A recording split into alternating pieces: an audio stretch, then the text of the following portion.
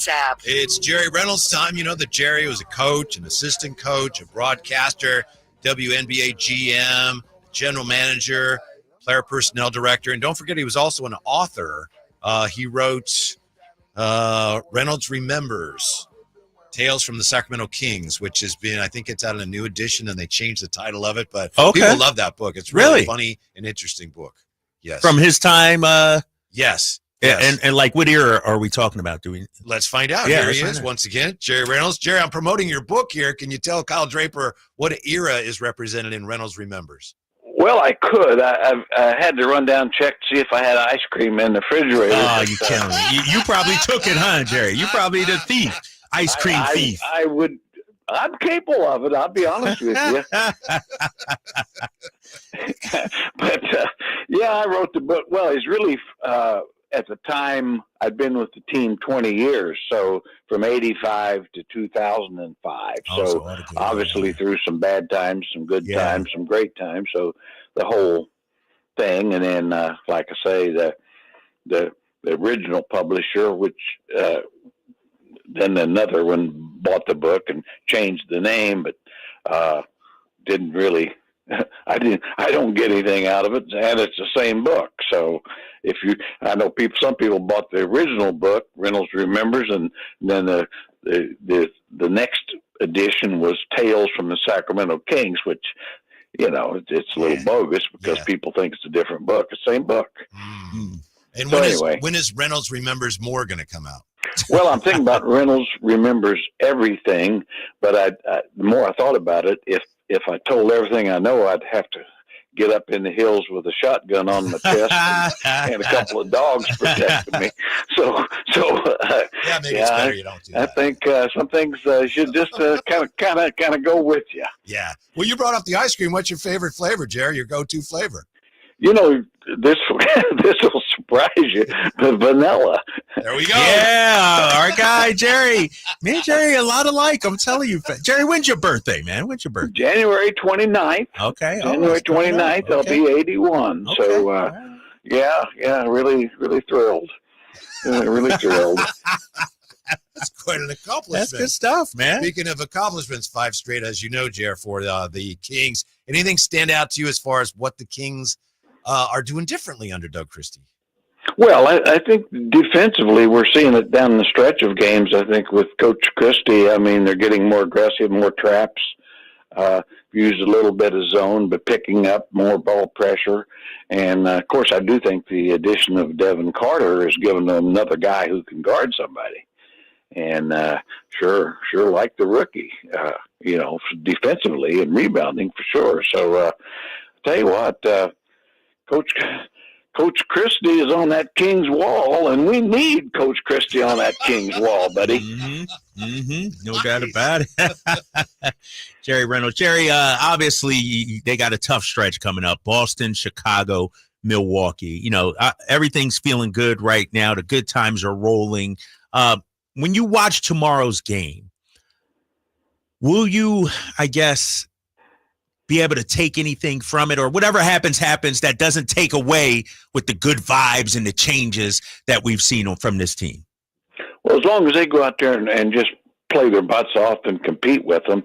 The Celtics are the defending champions, and they are a better team than the Kings. So if you were to get a win, that would certainly change a lot of things. But just to go out there and compete with them and know that you can compete with the defending champions, and have be in the game. Quite honestly, I'd think that's a real positive. All things considered. Mm-hmm. We know that sometimes in sports, a team hires a new coach or new manager, and there's kind of a new coach bump. And if there's anything of that going on here, how long does that typically last in your experience, Jerry?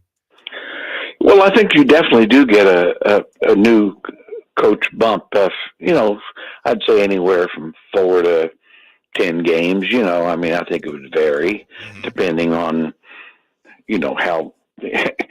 how maybe good the bump is to start with, that sort of thing. And I know when my first interim stint, took over a team, and I know we when we were 3-1. I know we'd just finished. We'd beat Michael Jordan and the Bulls in Chicago, and we were 3-1. And I remember calling my wife and saying, "If I was smart, I'd quit right now." And just walk away and say, "Yeah, this game ain't a challenge," But I mean, because I knew we had Cleveland when they had, the Brad Daugherty and Mark Price and Ron Harper and all those guys, and then Julius Erving and Charles Barkley and Andrew Toney and those guys coming up, and I kind of knew how that was going to end. So the bump ended, I might say. Mm-hmm. Hey, Jerry, De'Aaron Fox probably, it looks like, is going to come back tomorrow against the Celtics. Keon's been playing out of his mind lately in that starting lineup. My question to you is, as a coach, how much thought did you put into the starting lineup and how players would react to whether they were starting or coming off the bench?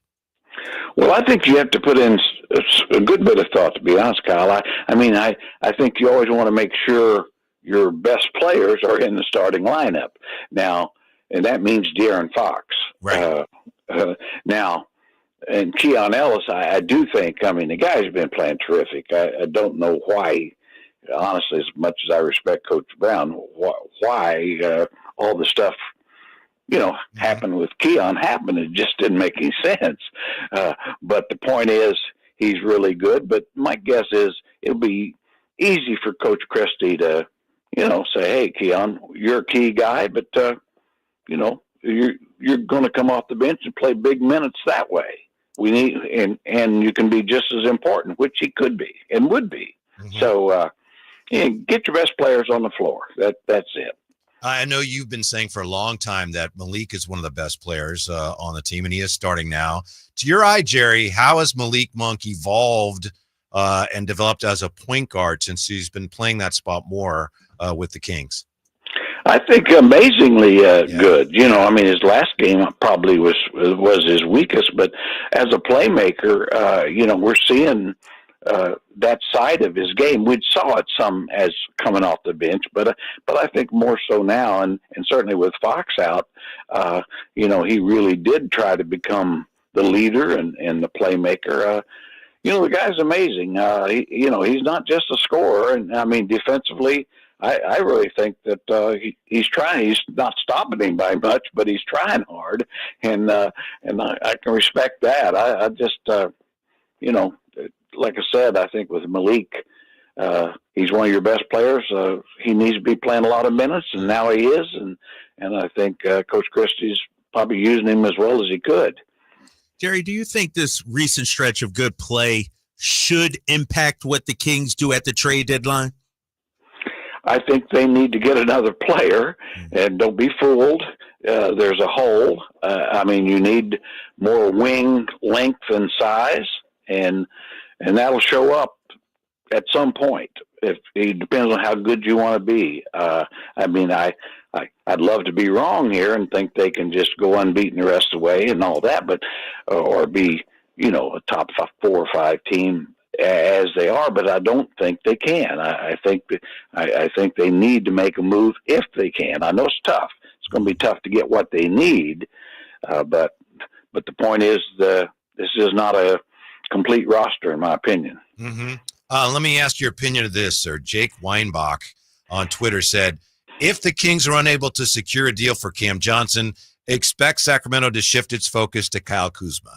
Now, we don't know if that's his opinion, if that's based on anything. We're not sure that's true. Obviously, we've been hearing Kyle Kuzma linked to the Kings for a long time. So my question is just in general, what do you think of Kyle Kuzma as a potential fit for the Kings if it comes to that? I'd want to shift my focus again.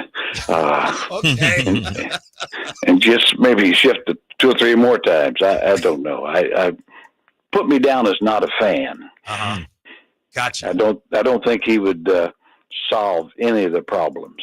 Yeah, I don't. He just, they need shooting, and he's not a good shooter, right? He hasn't been. Well, and defensively, he's not strong, and he's not a strong rebounder. So other than that, he'd be just wonderful. Sign me up, Jerry. Sign me up, I say. Sign me. No. Because here's why, Jerry. Let me ask you this, though, because you brilliant basketball mind you are. How Kyle Kuzma is in Washington would not be the same how we use him here in Sacramento. He's not going to be on the ball as much. I would imagine he would get better looks as well. And so I'm more intrigued by how he would look in Sacramento. I don't think the Kuzma we see in Washington is the Kuzma we would get here, just from a role standpoint. He'd become our fourth or fifth option, not necessarily primary ball handler, him and Jordan Poole out there in Washington. That's why I'm a little intrigued. Yeah, no, he'd have to adjust. Obviously, he'd be a guy that would be maybe getting the fifth amount of shots at best. And so he'd be more of a quality shot. I wouldn't say, I think he could be productive offensively to some degree, a little bit like the P.J. Washington trade going to Dallas, how his game changed. And as a basically a role player, but he was a very good role player. But I don't, I just think with the needs of this team, it's not necessarily that they need another shooter per se. I mean, Cam Johnson certainly would fit that bill better, I think. But I just think he's a better all-around player as well. And, of course, to me, Cam Johnson or John Collins would be kind of guys that, you could see plugging in and moving the needle a little bit. Mm-hmm. Got you, Jer. We appreciate it as always. I'm just curious now, with the Chiefs having a bye, do you enjoy having a week to kind of just, see everybody else play, or do you wish they were? Do you want to get right back at it? Would you wish they were? Well, no, I'm glad they got the time off. That'll help them a little bit, and really what I enjoy doing is hoping all the other good teams lose. So, and maybe sorry, Kyle, maybe some minor injuries would creep in there. Oh man, that's terrible. Minor. Minor. All right. I'm a little ashamed of myself, but All right, Jer. Thanks. We All right, appreciate see you it. guys. All right, Jerry. We'll talk to you, man. Yeah. Take care. Bye. Yeah. Jerry Reynolds, Big Vanilla Ice Cream. Yeah. You gotta understand, from our era, we didn't have Rocky Road cookie dough and all these other flavors that they have. He's mint gonna be chocolate 81. chip. How old are you going to be? 50.